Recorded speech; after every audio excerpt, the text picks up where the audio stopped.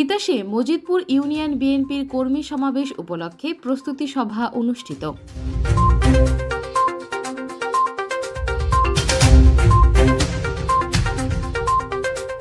আসছে আগামী 30 নভেম্বর কুমিল্লার তিতাস উপজেলার 9 নং মজিদপুর ইউনিয়ন বিএনপির কর্মী সমাবেশ করার উপলক্ষে আলোচনা সভা করেছে মজিদপুর ইউনিয়ন বিএনপি। 15 নভেম্বর শুক্রবার বিকেলে উপজেলার মৌটুপি শিকদার রোড সংলগ্ন বালির মাঠে মজিদপুর ইউনিয়ন বিএনপির সভাপতি মাজেদুল ইসলাম মন্টুর সভাপতিত্বে কর্মী সমাবেশ সফল করার লক্ষ্যে আলোচনা সভায় প্রধান অতিথি হিসেবে বক্তব্য রাখেন উপজেলা বিএনপির আহ্বায়ক ওসমান গনি ভূঁইয়া। বিশেষ অতিথি হিসেবে বিএনপির স্থায়ী কমিটির অন্যতম সদস্য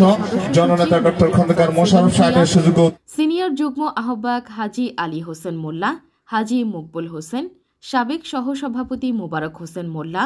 উপজেলা বিএনপির সদস্য হেলাল ভূঁইয়া, উপজেলা যুবদলের আহ্বায়ক মুজিবুর রহমান সরকার, আসাদুজ্জামান সুকেন সহ ইউনিয়ন মজিদপুর ওয়ার্ডের বিএনপির কর্মীগণ।